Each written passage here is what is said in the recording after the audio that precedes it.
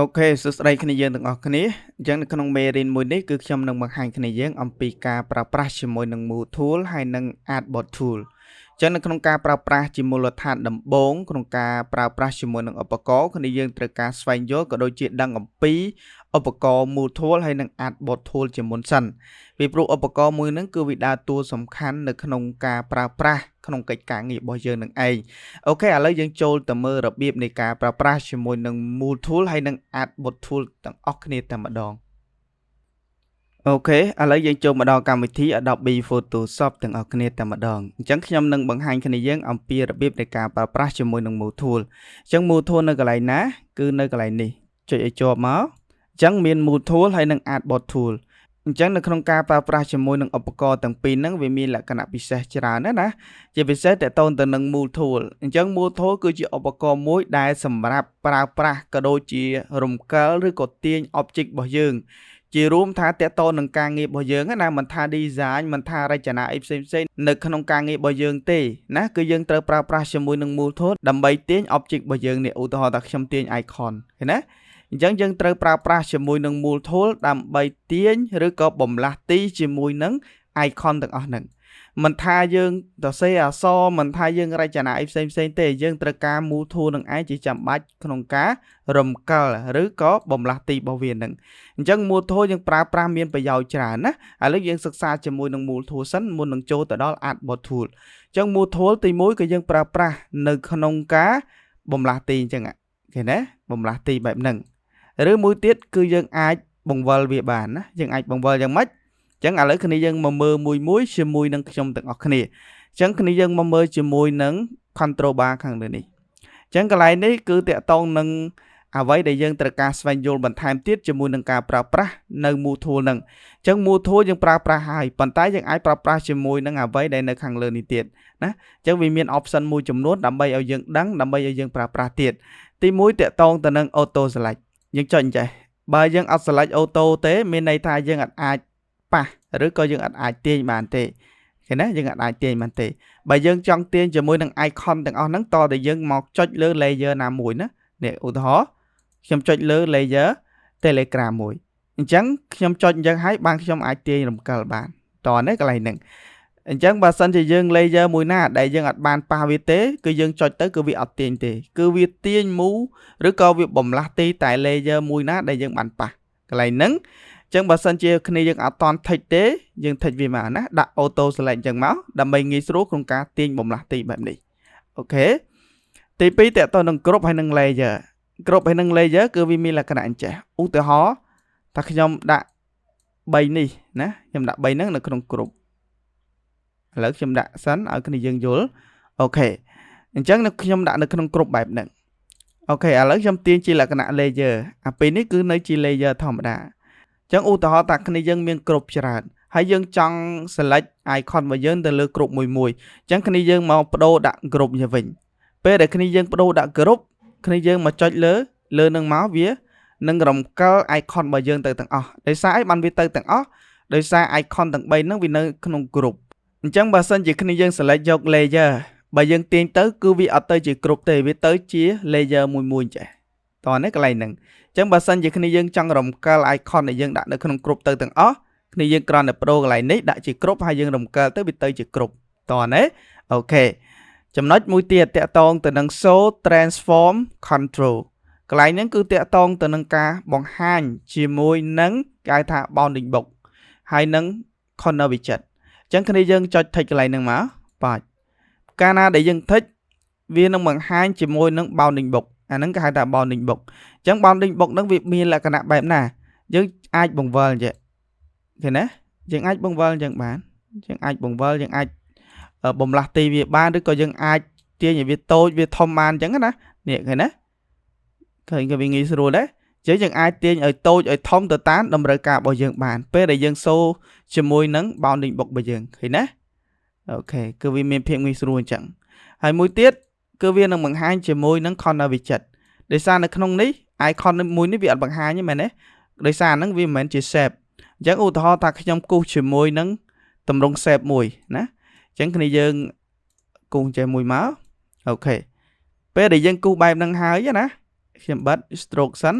វានឹងមានចំណុចជា corner widget អានេះគេហៅថា corner widget នេះគេហៅថា bounding box អញ្ចឹងពេលដែលយើងគូសជា shape អញ្ចឹងវានឹងបង្ហាញចំណុចនេះមួយទេដើម្បីអីដើម្បីឲ្យយើងអាចទាញជាមួយនឹងតម្រូវការឧទាហរណ៍ថាខ្ញុំចង់ទាញឲ្យវាចូលក៏បានប៉ុណ្ណឹងក៏បានឬទៅស្មើវិញក៏បានឃើញណាអញ្ចឹងវាមាន corner widget មួយដើម្បីឲ្យយើង control ជាមួយនឹង shape របស់យើងបានទៀតតោះណាអញ្ចឹងកន្លែងហ្នឹងក៏សំខាន់ដែរគ្នាយើងអាច tick ហើយយកមកប្រើប្រាស់បានណាអូខេអញ្ចឹងខ្ញុំដោះវិញសិនចុះដើម្បីងាយស្រួលមើលមួយទៀតតាក់ទងទៅនឹង align ហ្នឹងគឺប្រើប្រាស់ដើម្បីតម្រៀបឲ្យ icon របស់យើងឬក៏កិច្ចការងាររបស់យើងឲ្យស្មើល្អអូខេឥឡូវឧទាហរណ៍ថាខ្ញុំ select ខ្ញុំទាញអានេះចេញនៅក្នុង group វិញចេញពី group ចេះចុះហើយខ្ញុំ delete ចោលឧទាហរណ៍ថាខ្ញុំ select ទាំង3នេះអញ្ចឹង align មួយនេះមានន័យថាវារត់ទៅខាងឆ្វេងណាវាយកចំណុចខាងឆ្វេងជា goal យើងចុចមកអូខេអញ្ចឹងវានឹងមកខាងឆ្វេង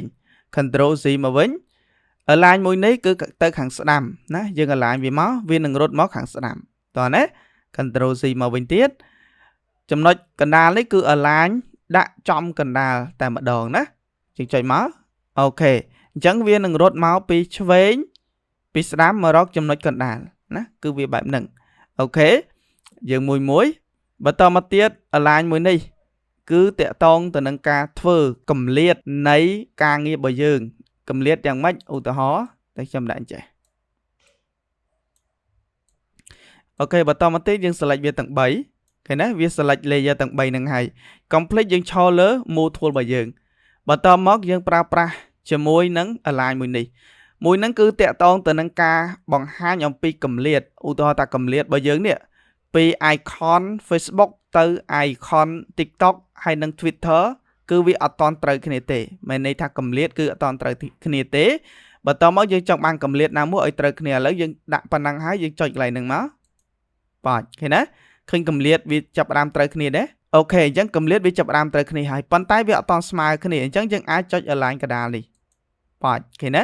អញ្ចឹងកម្លាតនឹងស្មើគ្នាអញ្ចឹងវា align កណ្ដាលតោះណាអញ្ចឹងកន្លែងហ្នឹងគឺចំណុចសំខាន់របស់យើងមើលមួយដើម្បីធ្វើការងាររបស់យើងឲ្យបានត្រឹមត្រូវណាព្រោះការងាររបស់យើងពេលខ្លះយើងអាចមើលនឹងភ្នែកថាវាត្រូវវាស្មើបាន 100% គឺអត់ទេ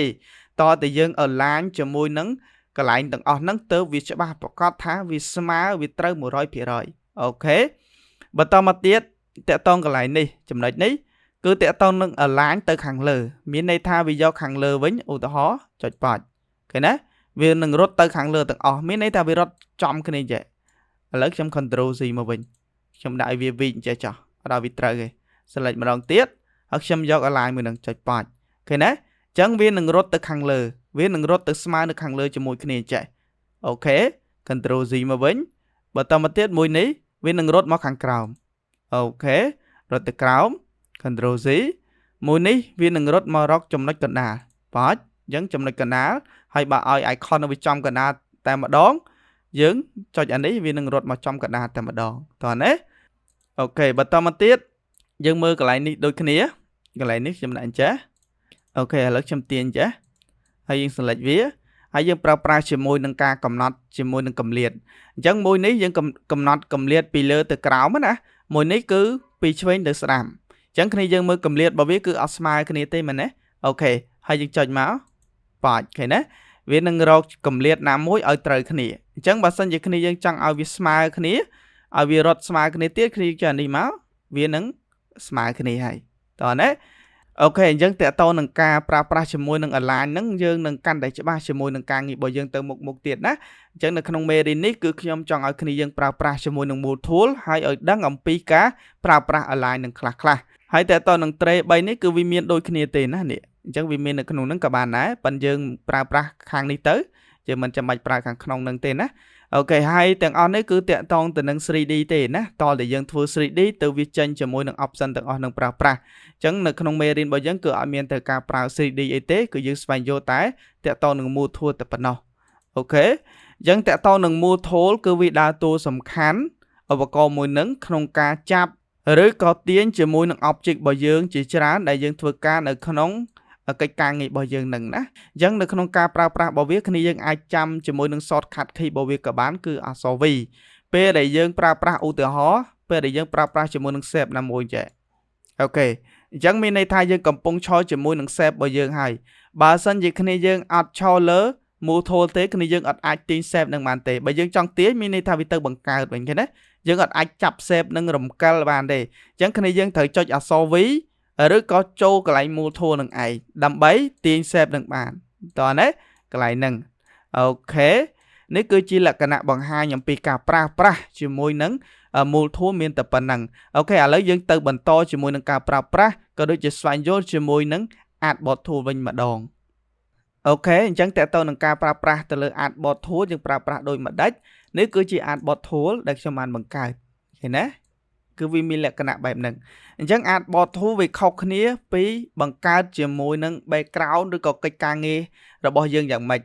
artboard tool មានន័យថាយើងប្រើប្រាស់ជាមួយនឹង workflow ឬក៏តើតើនឹង 3D workflow ជាច្រើននៅក្នុងការកំណត់ឬក៏បង្ហាញអំពីការងាររបស់យើងឧទាហរណ៍តែខ្ញុំចង់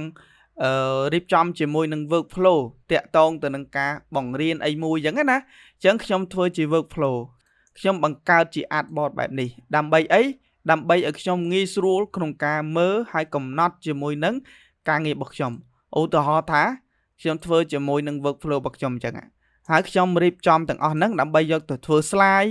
ឬក៏ខ្ញុំរៀបចំទាំងអស់ហ្នឹងដើម្បីយកទៅធ្វើ motion graphic ដើម្បីធ្វើចលនាផ្សេងៗអញ្ចឹងពេលដែលយើងរៀបចំជា artboard វាងាយស្រួលណាឧទាហរណ៍ថា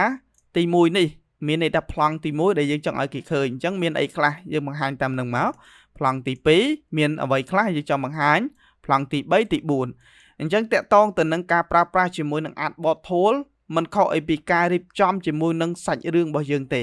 បើយើងចង់និពន្ធឬក៏ដឹកនាំសាច់រឿងអីមួយយើងត្រូវមាន storyboard ដើម្បីយើងដឹងអំពីសាច់រឿងរបស់យើងដឹងអំពីការបង្ហាញអំពីសាច់រឿងរបស់យើងត្រូវរៀបចំប្លង់មួយថាតើប្លង់ទី1មានស្អីខ្លះយើងត្រូវដាក់ស្អីខ្លះដើម្បីឲ្យវាឃើញនៅក្នុងប្លង់ទី1ប្លង់ទី2ត្រូវមានអីខ្លះអញ្ចឹងនៅក្នុងការបង្កើតជាមួយនឹង artboard ហ្នឹងក៏ដូចគ្នាយើងដើម្បីរៀបចំជាមួយនឹងការងារទាំងអស់ហ្នឹងអញ្ចឹងការបង្កើត artboard យ៉ាងម៉េចអូខេឥឡូវយើងចូលទៅកន្លែងបង្កើតការងាររបស់យើងវិញចូលកន្លែង file ហើយយកពាក្យថា new មកអូខេអញ្ចឹងចំណុចនេះដែលខ្ញុំបានបង្ហាញគ្នាយើងដំបូងណាតកតងទៅនឹង artboard នេះឧទាហរណ៍ថាខ្ញុំយកទំហំ artboard ត្រឹម 1000 គុណនឹង 1000 ចុះណាខ្ញុំអត់យកធំពេកទេ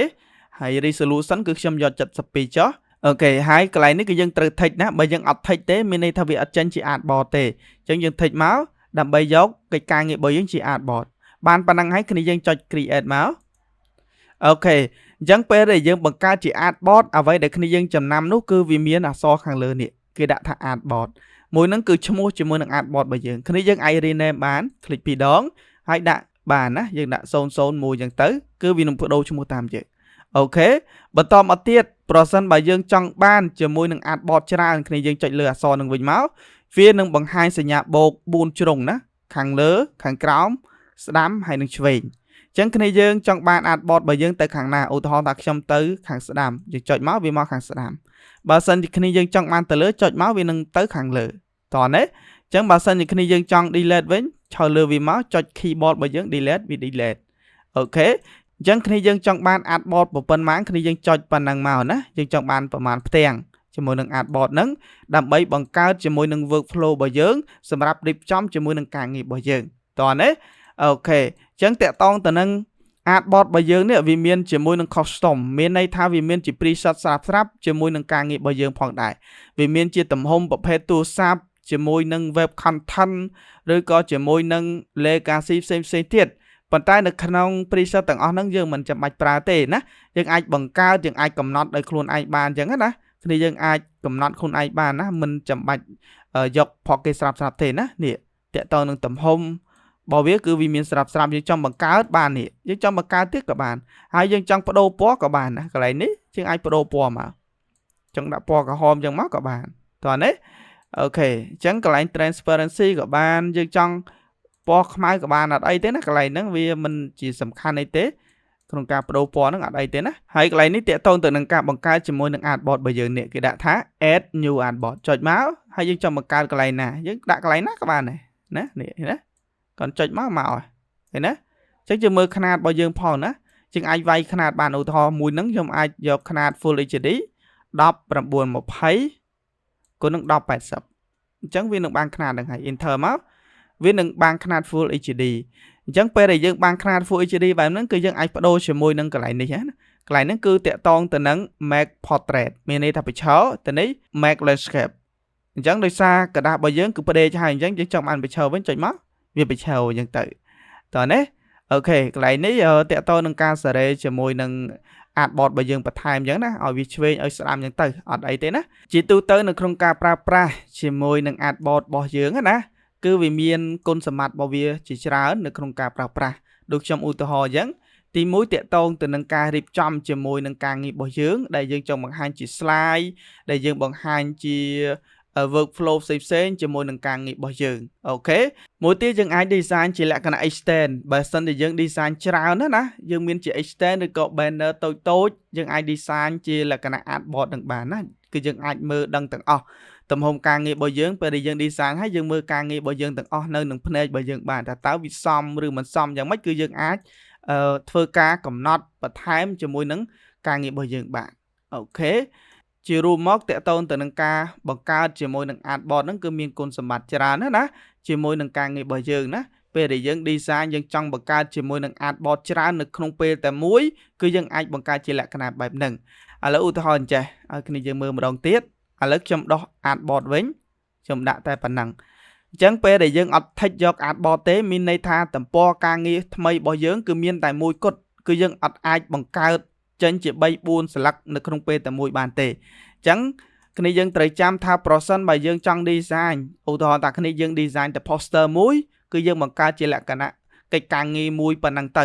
ប៉ុន្តែអ្វីដែលខ្ញុំបង្ហាញជាមួយជាលក្ខណៈ Artboard នេះមានន័យថាប្រសិនបើយើង design ឬក៏យើងចង់រៀបចំជាអត្ថបទក្នុងការបង្រៀនឬក៏រៀបចំជាមួយនឹងការបង្កើតជាសាច់រឿងអីមួយគ្នាយើងអាចបង្កើតជាមួយនឹង Artboard បែបនេះហើយយើងធ្វើការ design មួយទៅតាមនឹងទៅដើម្បីឲ្យវាត្រូវជាមួយនឹងសាច់រឿងរបស់យើងណាហើយយើងដាក់ឈ្មោះវាតាមនឹងអញ្ចឹងទៅឧទាហរណ៍អញ្ចឹងមួយទៀតតទៅទៅនឹងការ save ថាតើពេលដែលយើងបានរៀបចំអញ្ចឹងហើយថាតើយើង save បែបណាដើម្បីឲ្យវាចេញម្ដងទាំងអស់គ្នាយើងយកពាក្យថា file ហើយយកពាក្យថា export កន្លែងហ្នឹងណាគឺយើងអត់យកពាក្យថា save as ទេយកពាក្យថា export ហើយយកពាក្យថា export as អូខេអញ្ចឹងពេលដែលយើងចូលមកដល់កន្លែងនេះវានឹងបង្ហាញអំពី Artboard របស់យើងទាំងអស់នេះ Artboard ដែលយើងបានរៀបចំគឺវាថិចមកទាំងអស់អញ្ចឹងមានន័យថាប្រសិនបើយើងចង់ save ម្ដងទាំងអស់គឺយើងថិច select all អញ្ចឹងមកប៉ុន្តែបើយើងចង់ save មួយណាឧទាហរណ៍ថាខ្ញុំចង់ save តែមួយយើងដោះ select ចេញយើងដោះអាណាដែលយើងអត់ចង់បាន save គឺយើងដោះវាចេញមកវានឹង save តែអ្វីដែលមាន select ណាកន្លែងហ្នឹងគឺអញ្ចឹងហើយបើយើងចង់ save ទាំងអស់យើង select វាទាំងអស់យើងមកវានឹង save ទាំងអស់ហើយគ្នាយើងមក merge ជាមួយនឹង format របស់វាយកជា PNG ក៏បានឬក៏ JPEG ក៏បានដែរអាស្រ័យលើគ្នាយើងចង់បានហើយកន្លែង quality នេះបើសិនជាគ្នាយើងចង់ដាក់ great ក៏បាន excellent ក៏បានឬក៏ very good ក៏បានដែរណាយើងចង់ដាក់ឲ្យវាច្បាស់ខ្លាំងក៏ដាក់ទៅអូខេអញ្ចឹងបន្តមកទៀតអត់មានអីត្រូវការធ្វើទៀតទេគ្នាយើង export មកវានឹងចេញទាំងអស់ហើយអាហ្នឹងរបៀបទី1អូខេរបៀប save ទី2គ្នាយើងមកឆោលើ layer វាតែម្ដងឥឡូវខ្ញុំដោះសោវាចោលសិនខ្ញុំដោះសោចេញអូខេខ្ញុំចុចខាងលើមួយហើយខ្ញុំចុច C ជាប់ select វាទាំងអស់ right click យើងយកពាក្យថា export អាកន្លែងនេះក៏បានដែរចុចមកវានឹងចូលមកដល់កន្លែងចំណុចនេះដូចគ្នាតែម្ដងតោះណាអញ្ចឹងគ្នាយើងអាចធ្វើការ export វាបានដូចគ្នាមិញអញ្ចឹងណាអូខេអញ្ចឹងនេះគឺជាការស្វែងយល់ក៏ដូចជាការបង្កើតជាមួយនឹង Artboard ហើយនឹងការ save ជាមួយនឹង Artboard គឺមានតែប៉ុណ្្នឹងទេនៅក្នុងមេរៀននេះគឺខ្ញុំចង់បំផុសគំនិតគ្នាយើងឲ្យដឹងថាការប្រើប្រាស់ជាមួយនឹង Artboard ហើយនឹងការប្រើប្រាស់ជាមួយនឹងការបង្កើត background ធម្មតាគឺវាខុសគ្នាបែបហ្នឹង Artboard គឺយើងបង្កើតជាមួយនឹងទំព័រការងារថ្មីរបស់យើងគឺបានច្រើនយើងអាចតបានអញ្ចឹងទៅហើយចំពោះតកតទៅនឹងការបង្កើតជាមួយនឹង new document របស់យើងធម្មតាណាគឺវាបានតែមួយផ្ទាំងអញ្ចឹងទេអូខេអញ្ចឹងនៅក្នុងមេរៀនមួយនេះគឺខ្ញុំបង្ហាញជាមួយនឹង Mood Tool ហើយនឹង Artboard Tool គឺមានតែប៉ុណ្្នឹងទេយើងចាំជួបគ្នានៅមេរៀនបន្តទៀតសូមអរគុណ